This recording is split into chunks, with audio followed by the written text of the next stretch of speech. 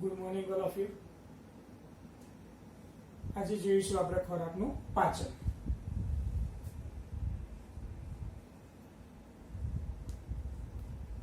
જટિલ ખોરાકનું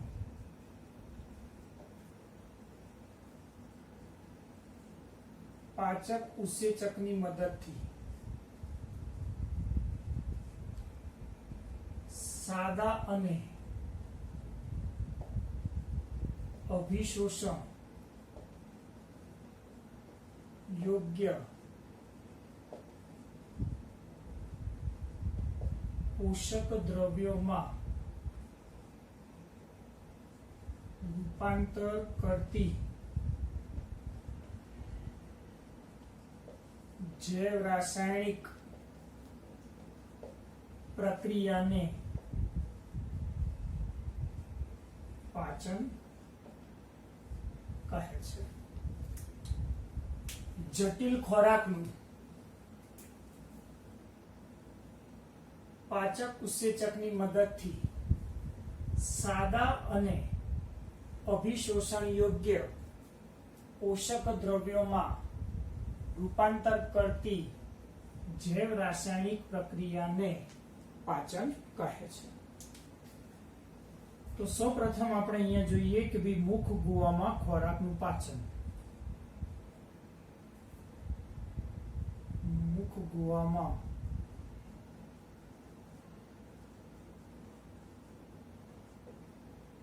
ખોરાકનું પાચન. મુખ ગુવામાં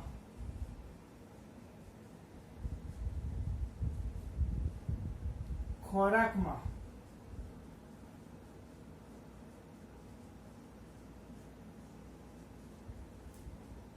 મુખ ગુવામાં ખોરાકમાં લાળ રસ ભરે છે.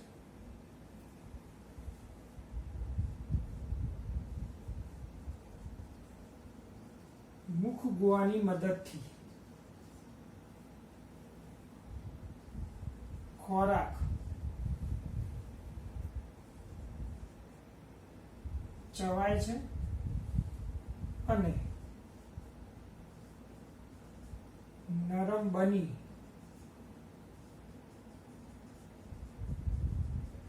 કોરિયામાં રૂપાંતર થાય છે. તો મુખ ગુવાની મદદથી ખોરાક ચવાય છે અને ચવાય પછી જ્યારે ગરવાની ક્રિયા થાય છે ત્યારે એ કોરિયામાં રૂપાંતર થતું આપણને જોવા મળશે. મુખ ગુવામાં ભરે છે લાળ રસ. તો લાળ રસના બંધારણીય ઘટકો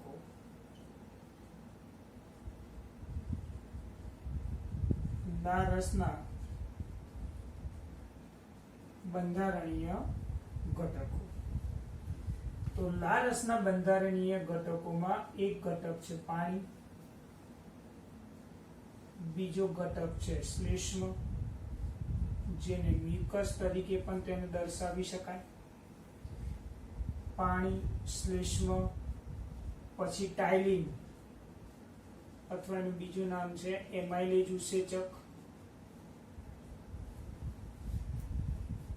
ચોથું નામ છે લાઇસોઝાઇમ. આ પણ એક ઉત્સેચક છે એન્ટીસેપ્ટિક લોશન. અને પાંચમું ઉદાહરણ છે વિવિધ પ્રકારના આયનો. તો લાળ રસના બંધારણમાં મુખ્ય ઘટકો 5.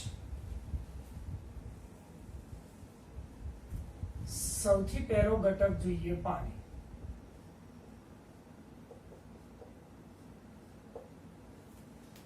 પાણીનું કાર્ય કે મુખને ભીનું રાખે છે.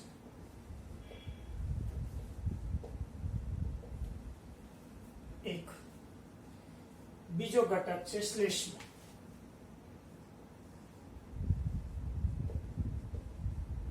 અથવા એને કહેવાય મ્યુકસ. તે કોરિયાને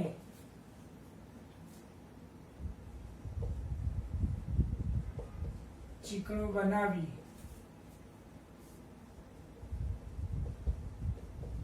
ગરવામાં મદદ કરે છે.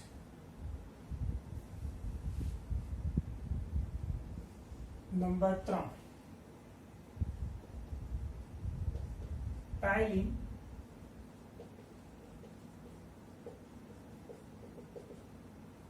અથવા ઉસેચક એમાઇલેજ. એમાઇલેજ એ સ્ટાર્ચનું પાચન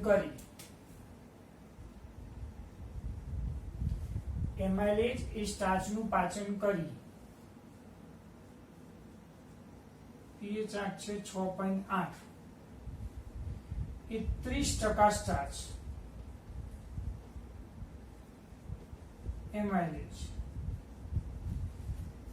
એમાઇલેજ ઉસેચક એ 30% સ્ટાર્ચનું પાચન કરી તેને ઘર્યા માલ્ટોઝમાં રૂપાંતર કરે છે.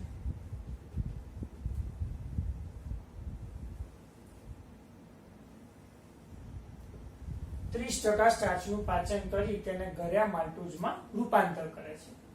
માલ્ટોઝ એક શર્કરા છે જે સ્વાદે ગરી હોય છે અને પીએચ માધ્યમ છે 6.8. ત્યાર પછીનો મુદ્દો છે લાઇસોજાઇમ.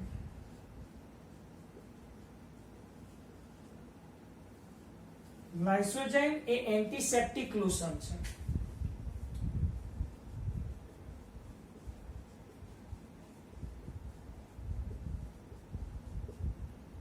એન્ટીસેપ્ટિક લોશન તરીકે કાર્ય કરે છે. તે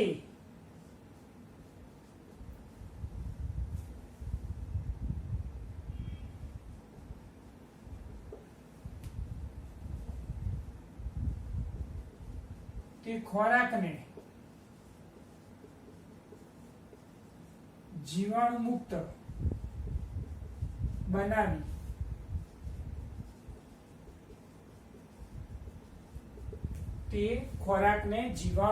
બનાવી ચેપને રોકે છે.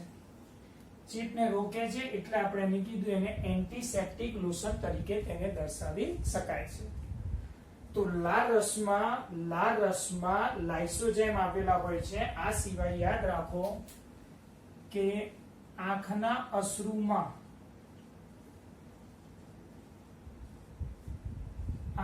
અશ્રુ રસમાં લાઇસોજાઇમ આવેલા છે.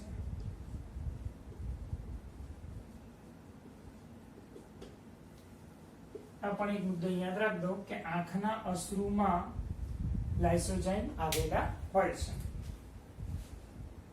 પાંચમો મુદ્દો છે આયનો. આયનો શું કાર્ય કરશે? તે ખોરાકની અમ્લીયતા દૂર કરે છે.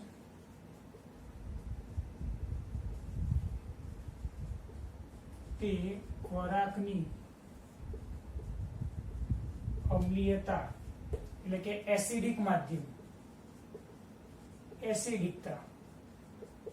અમ્લીયતા એટલે કે એસિડિકતા દૂર કરે છે. તો પહેલો મુદ્દો થયો મુખ ગુહામાં ખોરાકનું પાચન. મુખ ગુહામાં ખોરાક આવે તો એની સાથે લારસ ભરે. લારસની મદદથી એ ખોરાક હંમેશા ચવાય, નરમ બની રૂપાંતર થાય. લારસના ઘટકોમાં પાણી, શ્લેષ્મ, ટાઇલિનનું બીજું નામ છે લારસમાં રહેલો ઉસેચક એમાઇલેજ જે કાર્બોદિતનું પાચન કરશે, સ્ટાર્ચનું, લાઇસોજાઇમ અને આયન. પાણી એ મુખને ભીનું રાખે છે.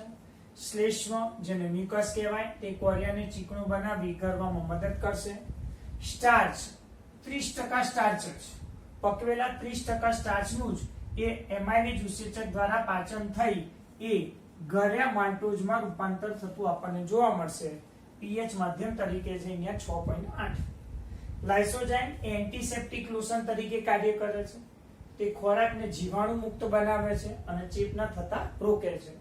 આ વધારાની એક માહિતી છે કે આંખની અંદર આપણે જ્યારે રડીએ અને આંખના જે અશ્રુ છે, આંખના આંસુ જેને કહીએ છીએ, એની અંદર પણ લાઇસોજાઇમ ઉસેચક આવેલા છે જે આંખને સ્વચ્છ કરવા માટે મદદરૂપ છે.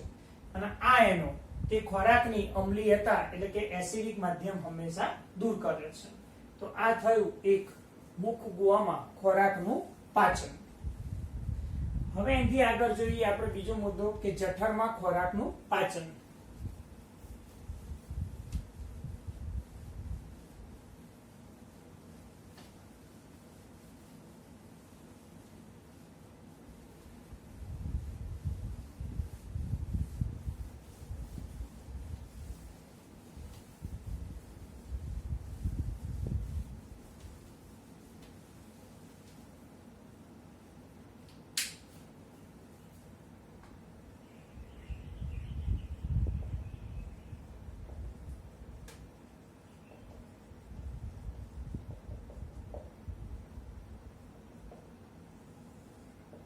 જઠરમાં ખોરાકનું પાચન.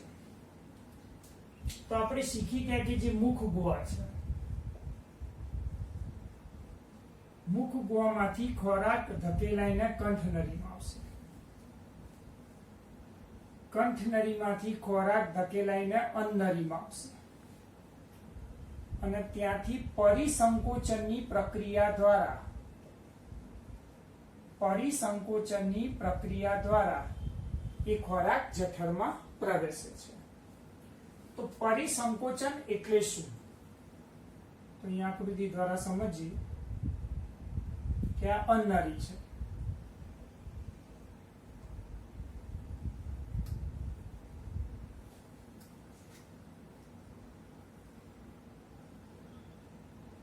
અને આ કોરિયો છે. આ દર્શાવીએ આ અન્નનળી છે. તો અન્નનળીની દીવાલના જે સ્નાયુઓ છે, અન્નનળીની દીવાલના સ્નાયુઓ એકાંતરે સંકોચન અને વિસ્તરણ દર્શાવે છે. તો દર્શાવીએ કે ભાઈ અન્નનળીની દીવાલના જે આ સ્નાયુઓ છે એ સ્નાયુઓ એકાંતરે સંકોચન અને વિસ્તરણ દર્શાવે છે. તો આ રીતે આ વિસ્તરણની પ્રક્રિયા થઈ એટલે ધીમે ધીમે અહીંયા કોરિયો આગળની તરફ વહન પામશે. એટલે આ થયું એ અન્નનળીની દીવાલના સ્નાયુઓ વિસ્તરણ પામ્યા. ફરીથી ખોરાક આગળ ધકેલાય. આ રીતે ધીમે ધીમે ખોરાકને અન્નમાર્ગમાં આગળ ધકેલવાની જે પ્રક્રિયા છે એ અન્નનળીની અથવા તો અન્નમાર્ગની દીવાલના સ્નાયુઓ દ્વારા થાય. માટે સંકોચન વિસ્તરણ દ્વારા ખોરાક ધીમે ધીમે ધકેલાય. એને પરિસંકોચન તરીકે તેને દર્શાવવામાં આવે છે. તો પરિસંકોચન દ્વારા એ ખોરાક હવે ક્યાં દાખલ થાય છે? જઠરમાં. જઠરમાં જઠર ગ્રંથિ આવેલી હોય છે.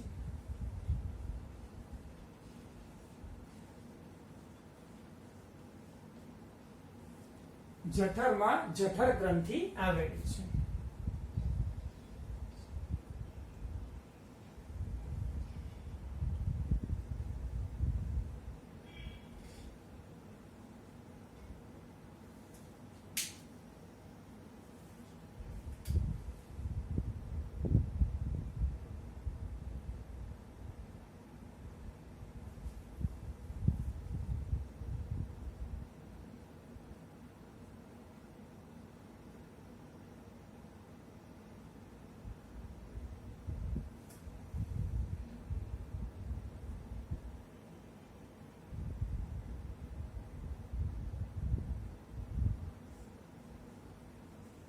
આ છે જઠર ગ્રંથિ. જઠર ગ્રંથિનું પોલાણ. એમાં રહેલા આ કોષોને કહેવાય શ્લેષ્મસ્ત્રાવી કોષો અથવા અંગ્રેજી શબ્દ કઈ નાખીએ તો ગોબલેટ કોષો. ગોબલેટ કોષો એ ગોબલેટ કોષો એ શ્લેષ્મનો સ્ત્રાવ કરશે.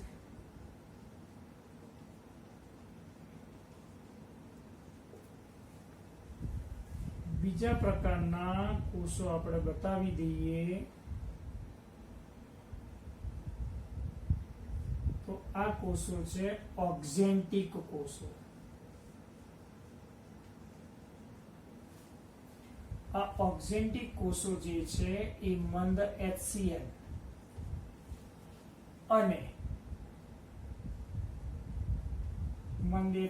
અને અંતર્ગત કારક નો સ્ત્રાવ કરશે. આ અંતર્ગત કારક એ શું છે તો એ વિટામિન B12. વિટામિન B12 ના શોષણ માટે આવશ્યક છે. આવશ્યક કારક છે. ત્રીજા પ્રકારના આપણે કોષો દર્શાવીએ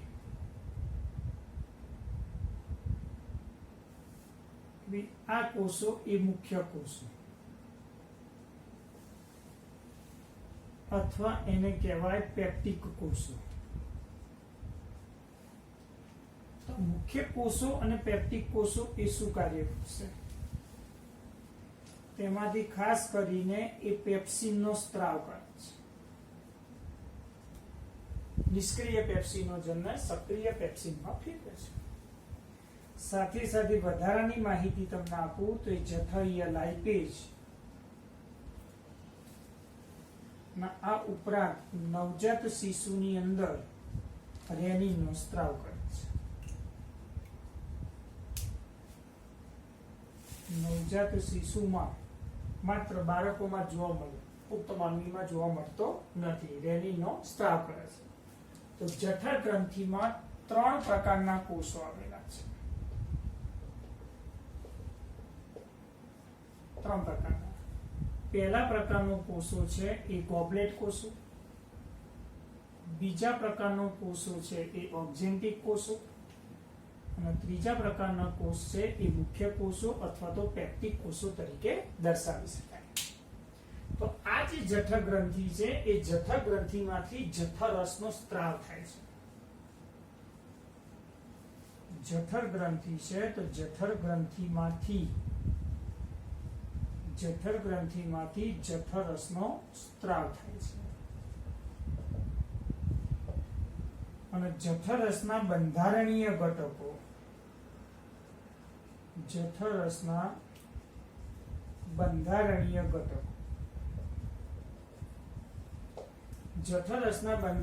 ઘટકોમાં પહેલો ઘટક હતો શ્લેષ્મ. બીજો ઘટક આપણે દર્શાવીએ મંદ HCl. ત્રીજો ઘટક આપણે દર્શાવીએ નિષ્ક્રિય પેપ્સિનોજન. આ ઉપરાંત ચોથો ઘટક આપણે દર્શાવી દઈએ રેનિન, અને પાંચમું ઘટક દર્શાવી દઈએ જઠરીય લાઇપેજ. તો 5 ઘટકોનો સમાવેશ થાય છે. ચલો જોઈએ વન બાય. સૌથી પહેલો ઘટક છે શ્લેષ્મ.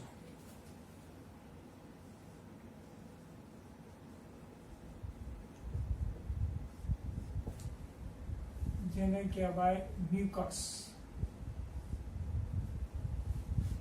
એ ગોબલેટ કોષોમાંથી શ્લેષ્મનો સ્ત્રાવ થાય છે.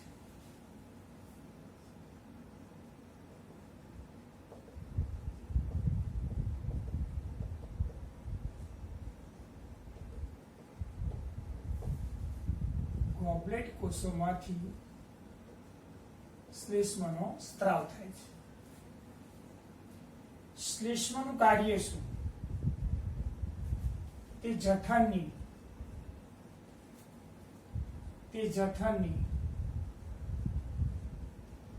અંદરની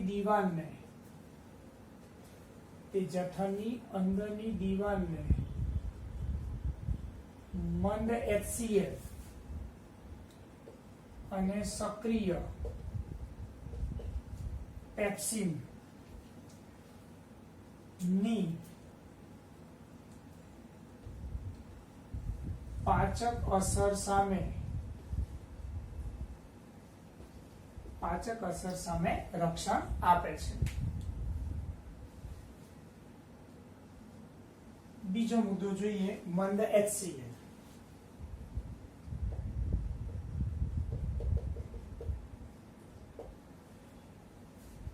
તે ઓક્ઝેન્ટિક કોષોમાંથી સ્ત્રાવ પામે છે.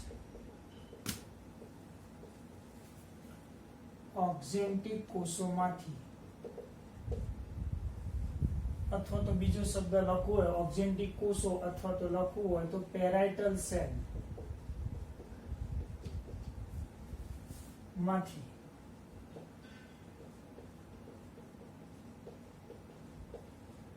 સ્ત્રાવ પામે છે.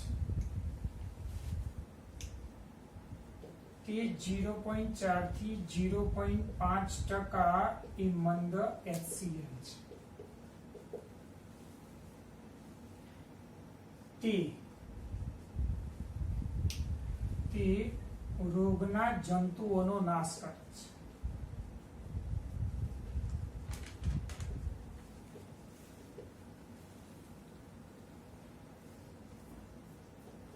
તે અદ્રાવ્ય ખોરાકને દ્રાવ્ય ખોરાકમાં ફેરવે છે. તે અદ્રાવ્ય ખોરાકને દ્રાવ્ય ખોરાકમાં ફેરવે છે.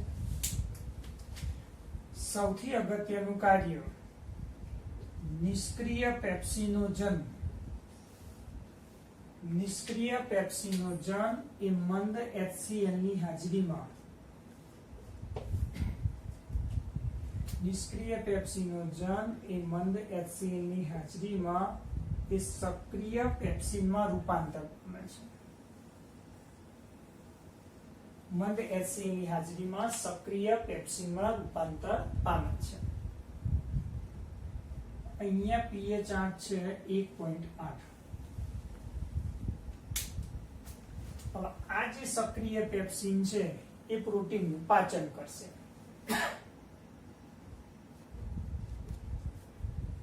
આ સક્રિય પેપ્સિન એ પ્રોટીનનું પાચન કરી પેપ્ટોન્સ અને પ્રોટીયોસીસમાં ફેરવે છે. પ્રોટીનનું પાચન કરી તેને પેપ્ટોન્સ અને પ્રોટીયોસીસમાં રૂપાંતર કરે છે. ત્રીજો ઘટક છે નિષ્ક્રિય પેપ્સિન છે.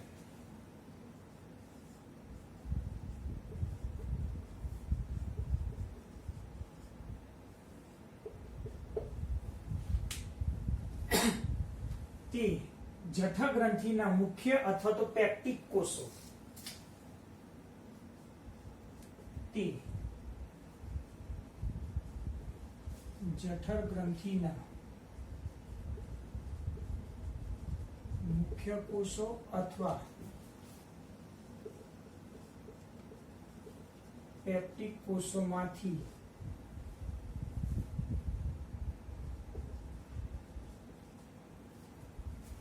પેપ્સિનનો સ્ત્રાવ થાય છે.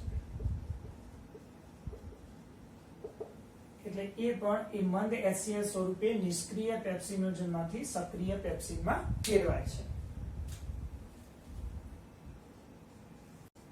ચોથો મુદ્દો રેનિન. રેનિન એ માત્ર નવજાત શિશુમાં જોવા મળે છે, પુખ્ત માનવીમાં હોતું નથી. રેનિન નવજાત શિશુમાં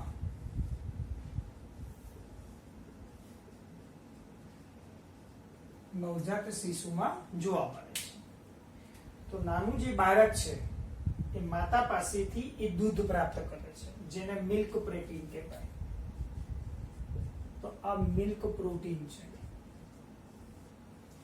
એ મિલ્ક પ્રોટીનની અંદર રહેલું પ્રોટીન છે કેસીન. એ કેસીન આ રેનિનની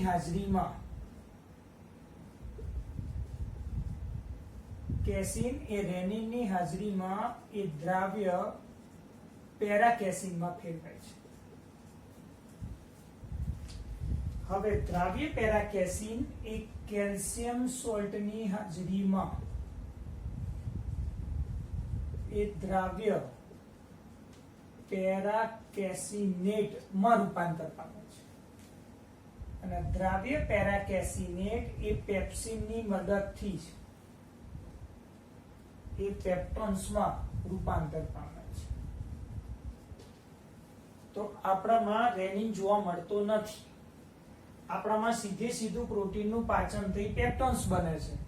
જ્યારે નવજાત શિશુમાં કેસીનમાંથી દ્રાવ્ય પેરાકેસીનમાંથી દ્રાવ્ય પેરાકેસિનેટ એટલે કે દહીં જેવી રચના અને છેલ્લે પેપ્સિનમાં રૂપાંતર થઈને એ પેપ્ટોન્સમાં રૂપાંતર પામતું આપણને જોવા મળશે. પાંચમો મુદ્દો છે જઠરીય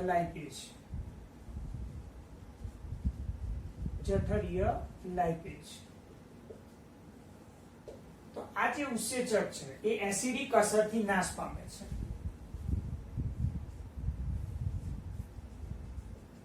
ઉત્સેચક એસિડિક અસરથી નાશ પામે છે. એ લિપિડનું હાઇડ્રોલિસિસ કરે છે પણ એસિડિક અસરથી નાશ પામે છે. તો જઠરરસના બંધારણીય ઘટકો આપણે જોયા. એમાં સૌથી પહેલું જોયું શ્લેષ્મ, જે ગોપલેટ કોષોમાંથી ઉત્પન્ન થાય. બીજું મંદ HCl, જે ઓક્ઝેન્ટિક કોષો અથવા તો આપણે દર્શાવી શકીએ કે પેરાઇટલ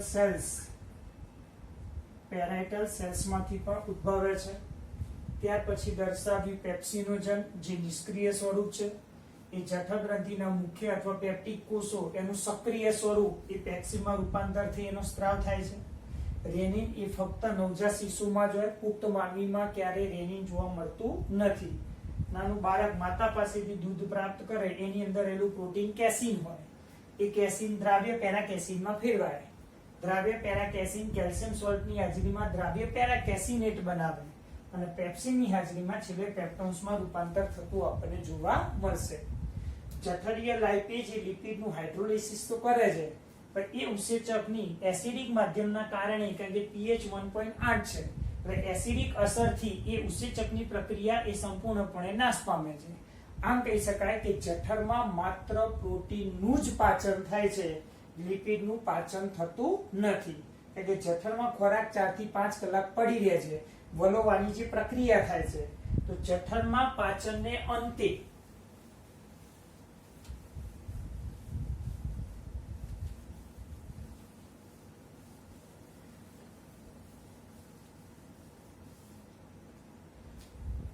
લખીએ કે ભાઈ જઠરમાં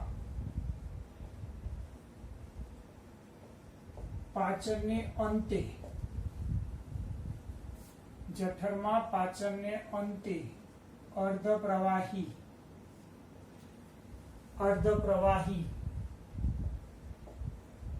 અર્ધપાચિત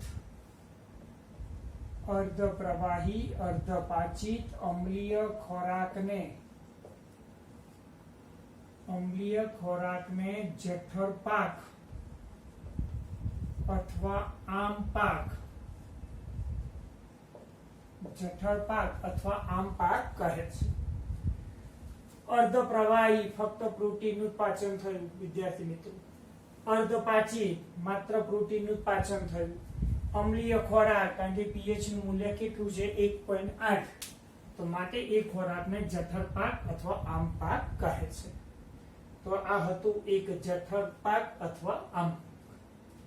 હવે અહીંથી આગળ આપણે જોઈશું કે જઠરમાંથી જે ખોરાક છે, જઠરપાક જે બન્યો એ ખોરાક હવે જઠરમાંથી આગળ એ નાના આંતરડા એટલે કે પક્વાશયમાં વહન પામે છે.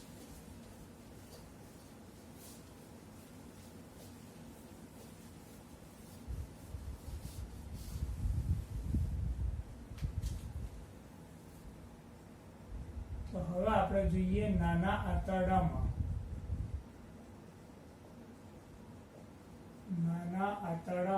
ખોરાકનું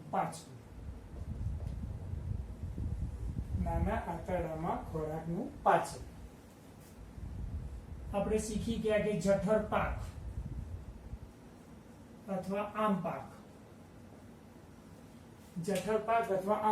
હવે એ પક્વાશયમાં પ્રવેશે છે. જઠરપાક કે આમપાક એ પક્વાશયમાં પ્રવેશે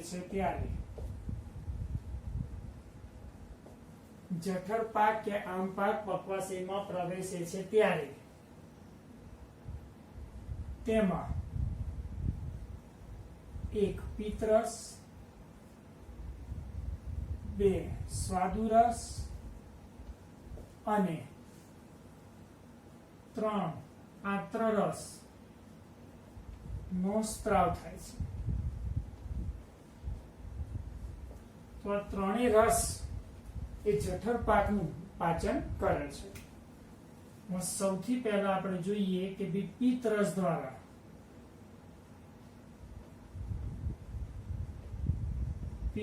દ્વારા એ ખોરાકનું પાચન. આપણે શીખી ગયા કે પિત્તરસ એ યકૃત દ્વારા ઉત્પન્ન થાય છે અને પિત્તાશયમાં સંગ્રહ થાય છે. અને પિત્તાશયની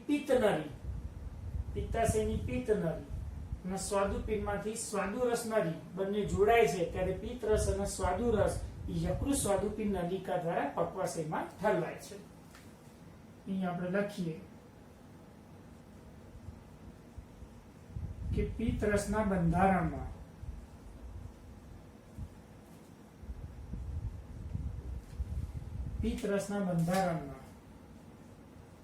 નંબર 1 અકાર્બનિક ક્ષારો, નંબર 2 પિત્ત ક્ષારો, નંબર 3 પિત્તરંજકો, નંબર 4 કોલેસ્ટેરોલ અને નંબર 5 ફોસ્ફોલિપિડનો સમાવેશ થતો આપણને જોવા મળશે. પણ એક મુદ્દો ખાસ યાદ રાખજો કે પિત્તરસમાં કોઈ પાચક ઉત્સેચક હોતા નથી. પિત્તરસમાં કોઈ પાચક ઉત્સેચક હોતા નથી, છતાં પણ એ પિત્તરસ આપણા માટે ખૂબ જ જરૂરી છે. શા માટે જરૂરી છે તો જોઈએ આપણે કે પિત્તરસના બંધારણીય ઘટકો. સૌથી પહેલા અકાર્બનિક ક્ષારો.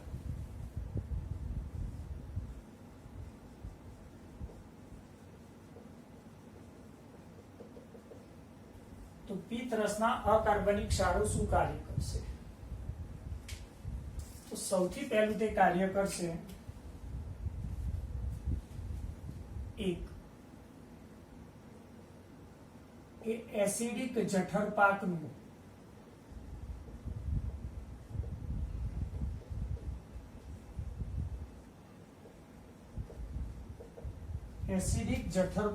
એ તટસ્થીકરણ કરે છે. નંબર 2 કે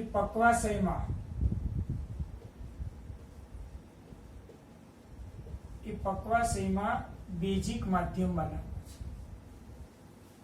અકાર્બનિક ક્ષાર કોઈ ઉત્સેચક નથી, છતાં જરૂરી એ છે કે બેઝિક માધ્યમ બનાવે, કારણ કે જઠરમાં જે જઠર પાક હતો એ એસિડિક હતો. હવે એસિડિક વાળો ખોરાક જ્યારે નાના આંતરડામાં જશે તો બેઝિક માધ્યમ બનાવવું જરૂરી છે. બેઝિક માધ્યમ હશે તો જ સ્વાદુ રસના ઉત્સેચકો કાર્ય કરશે અથવા સક્રિય થશે. નંબર 2 પિત્ત ક્ષારો. પિત્ત ક્ષારો તે ચરબીના પાચનમાં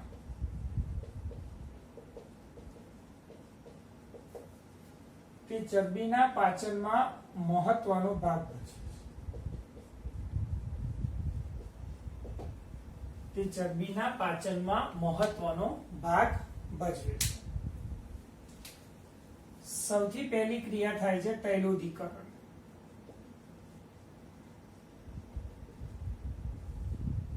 સૌથી પહેલી પ્રક્રિયા થશે તૈલોદીકરણ. તૈલોદીકરણ એટલે શું કે પિત્ત ક્ષારોની મદદથી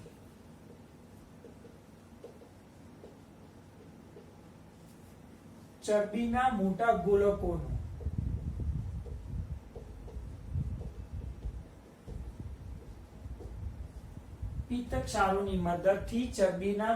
ગોલકોનું પૃષ્ઠદાબ ઘટાડીને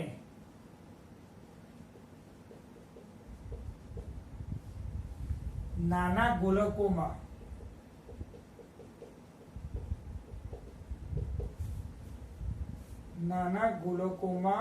રૂપાંતર કરવાની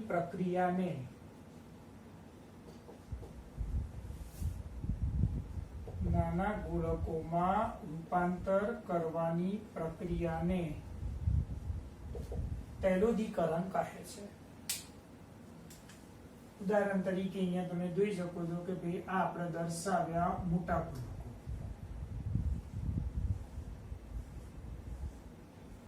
આ ચરબી છે. તો મોટા ગોલકોનો એ પૃષ્ઠદાબ ઘટાડી નાના ગોલકોમાં રૂપાંતર કરશે.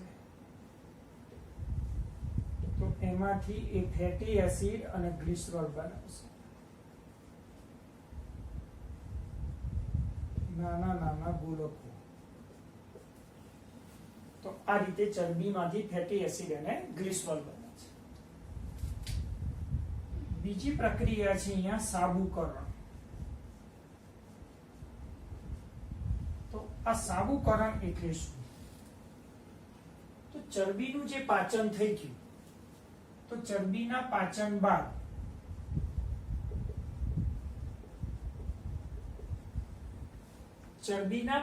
બાદ પિત્તક્ષારો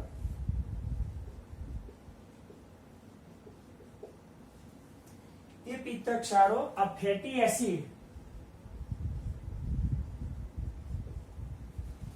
સાથે સંયોજાઈ ચરબીના પાચન બાદ પિત્તક્ષારો ફેટી એસિડ સાથે સંયોજાઈ સહેલાઈથી શોષી શકાય તેવા સહેલાઈથી શોષી શકાય તેવા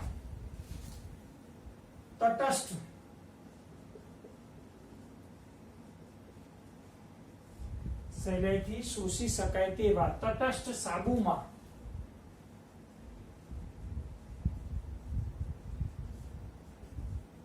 ફેરવવાની ક્રિયાને સાબુકરણ કહે છે. તટસ્થ સાબુ એટલે કે ફીણ જેવું પ્રવાહી.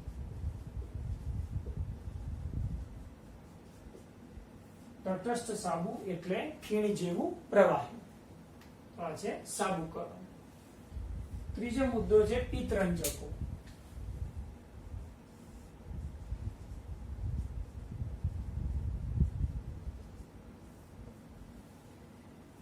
તે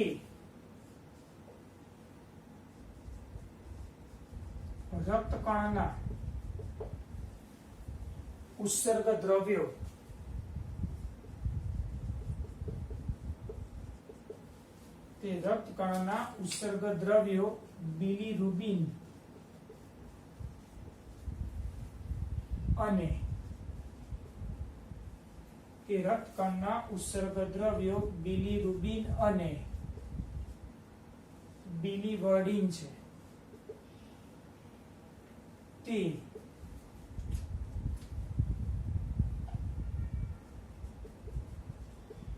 પિત્તરસને લીલાશ પડતો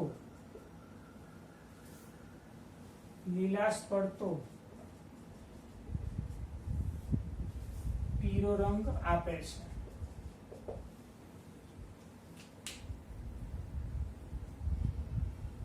તો રક્તકણના ઉત્સર્ગ દ્રવ્યો બિલિરુબિન અને બિલિવર્ડિન છે તે પિત્તરસને લીલાશ પડતો પીળો રંગ આપે છે. અને પિત્તનું બીજું પણ કાર્ય છે કે જઠરીય જે લાઇપેજ ઉત્સેચક છે એને સક્રિય કરે છે. તો આ થયું નાના આંતરડામાં ખોરાકનું પાચન પિત્તરસ દ્વારા. યાદ રાખજો, પિત્તરસમાં કોઈ પણ પાચક ઉત્સેચક નથી, છતાં પણ પિત્તરસ શા માટે જરૂરી છે તેના માટેનો જવાબ છે કે જઠરપાક જે છે એ એસિડિક માધ્યમ છે. જઠરમાંથી ખોરાક નાના આંતરડાના પહેલા ભાગ પક્વાશયમાં આવે છે. તો પક્વાશયમાં બેઝિક માધ્યમ બનાવવું જરૂરી છે, તો જ સ્વાદુરસના ઉત્સેચકો કાર્ય કરે. માટે ઉત્સેચક ન હોવા છતાં પણ તે પિત્તરસ એ ખૂબ જ મહત્વનો ભાગ ભજવતો આપણને જોવા મળશે. તો અત્યાર સુધી મિત્રો જોઈ લો પિત્તરસ. ત્યાર પછી આપણે જોઈશું સ્વાદુરસ દ્વારા થતું ખોરાકનું પાચન.